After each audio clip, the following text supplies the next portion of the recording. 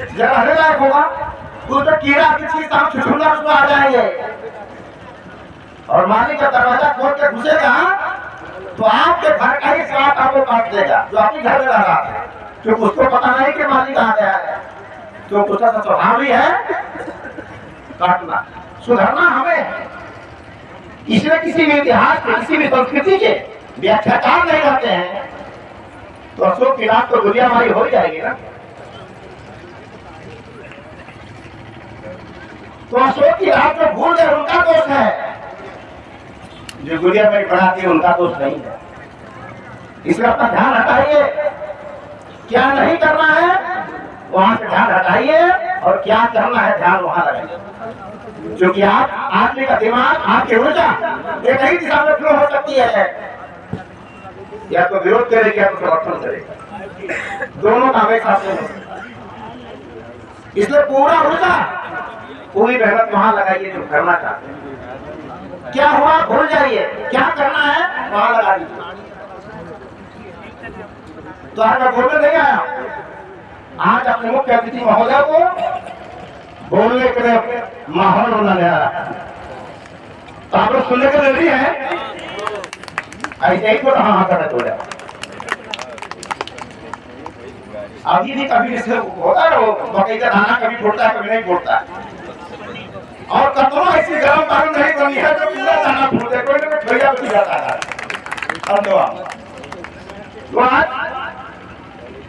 आज नहीं बोलूंगा, मैं तो बोलता हूँ, मैं रोज सुनाता हूँ, क्योंकि मुझे इस बात की समझ है कि आई लव एक ऐसा शब्द है जो प्यार भी दिला सकता है और जूते भी दिला सकता है। आई लव एक ऐसा महान शब्द है जिसको बोलने को जूता भी मिलता है और जीवन भर के लिए प्यार भी मिल सकता है।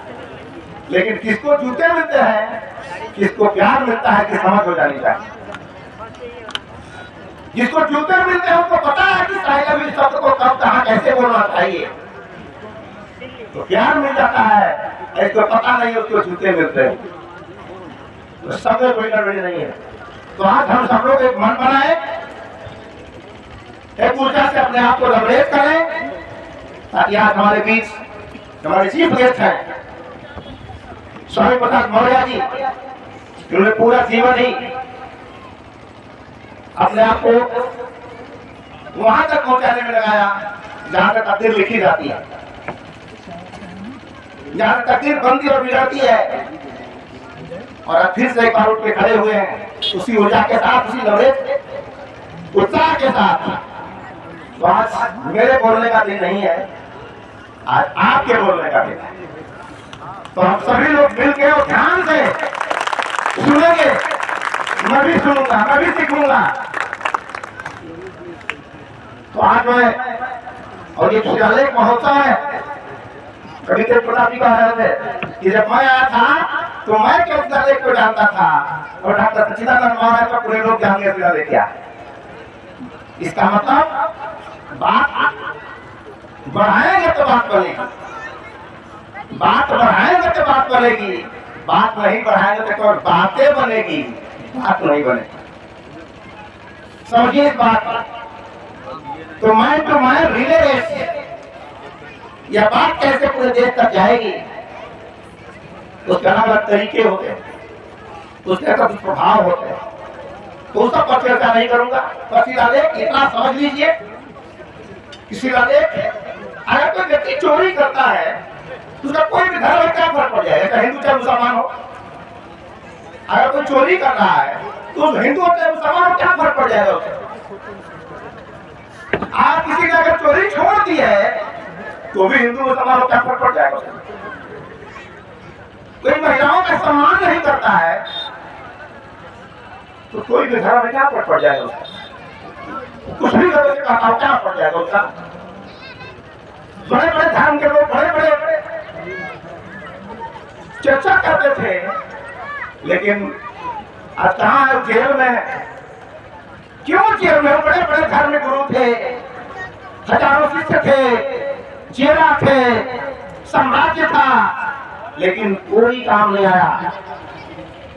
आज जेल में लोग हैं तो क्या करते हैं ये माने लगता है। आपके चरण के पुजारी किस तरह, ये 2 कौड़ी की बात है। आपका आचरण कैसा है, ये 100 रुपए की बात, ये अपनी बात, ये करोड़पति होने की बात। तो आदमी अगर चोरी करता है तो कोई धर्म में क्या फर्क पड़ जाएगा उसका, व्यभिचार करता है तो कोई धर्म में क्या फर्क पड़ जाएगा उसका, शराब पीता है तो कोई भी धर्म क्या फर्क है। और ये सारे चीजें छोड़ दिया है तो भी कोई धर्म क्या फर्क पड़ जाता है, क्योंकि देश का सुधार किस धर्म के अनुयायी उससे नहीं होने वाला है। देश का सुधार तो उससे होने वाला है, करते क्या, परिणाम तो कार्य से आने वाला है। और सम्राट अशोक दुनिया में पहले शासक थे जो बोल के महान नहीं हुए, वो कर के महान हुए। बोल के महान नहीं, कर के महान हुए। और रिजल्ट तो करने से आएगा, बोलने से केवल लोग जान जाएंगे, सुधार तो करने से आएगा। इसीलिए मुझे पूरी उम्मीद है, और इस शिलालेख आत्मनिरीक्षण करने का, इस शिलालेख बताता है कि सारे धर्मों के लोग एक साथ कैसे रह सकते हैं, ये शिलालेख सिखाता है। और यही बात उसके संविधान में चली आई है। इसी संविधान की वजह से आज हिंदू, मुसलमान, सिख, ईसाई सारे धर्म के अनुयायी चैन से इस देश में रहते हैं। अगर 1 घंटे का संविधान लाख कर दिया जाए, घोषणा कर दिया जाए कि कल 1 घंटा संविधान लाख है, जो चाहो कर दो, 1 घंटे में देश तबाह हो जाए। ये तो डर है कि दाएं चलेंगे तो गाड़ी चलान हो जाएगी, समय से टैक्स नहीं जमा करेंगे तो जेल चले जाएंगे, नियम का पालन नहीं करेंगे तो जेल जाएंगे।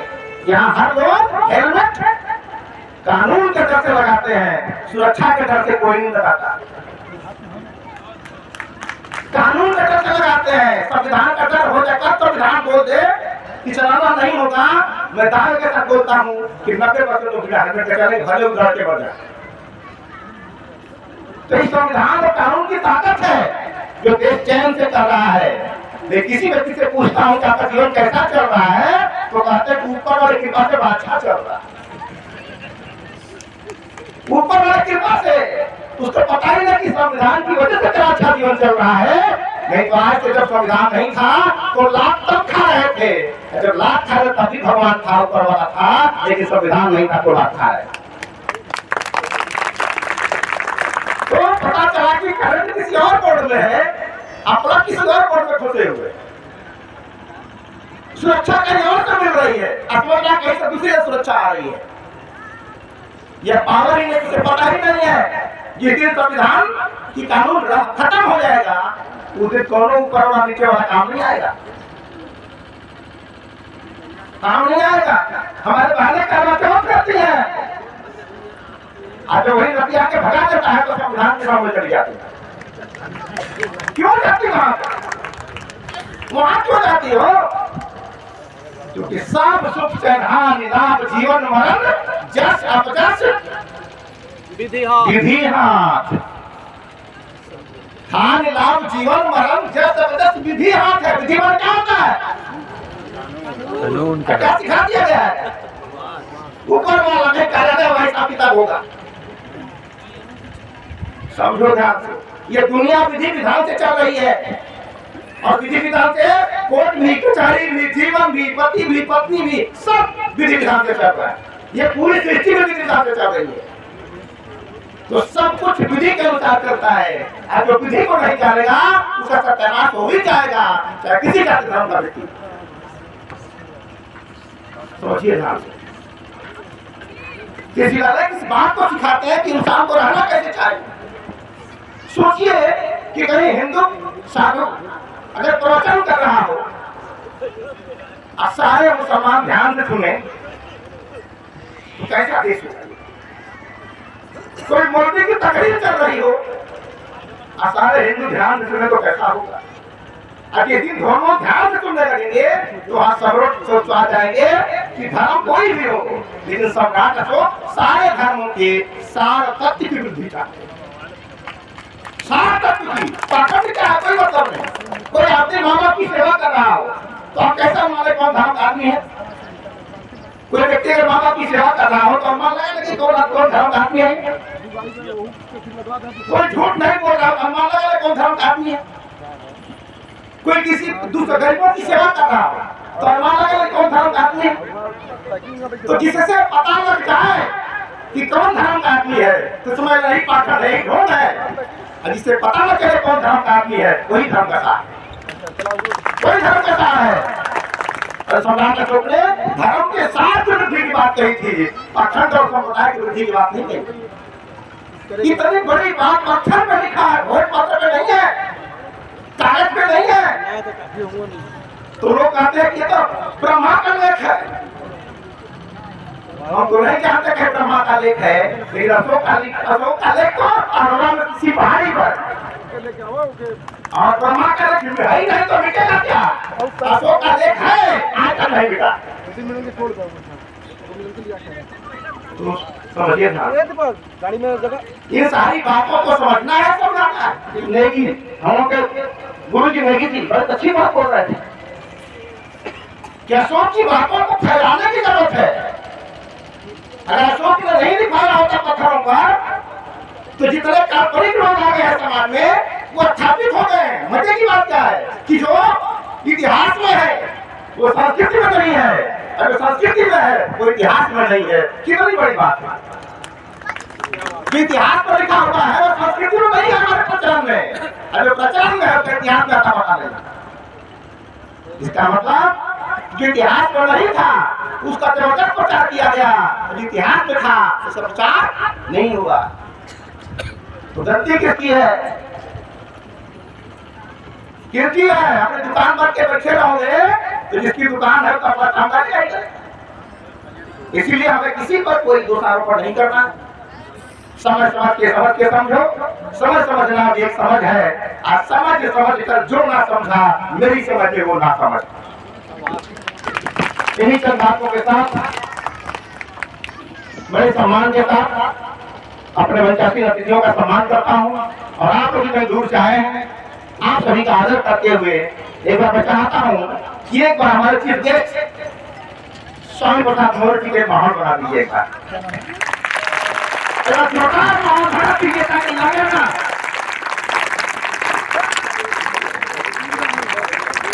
बहुत धन्यवाद। Thank you.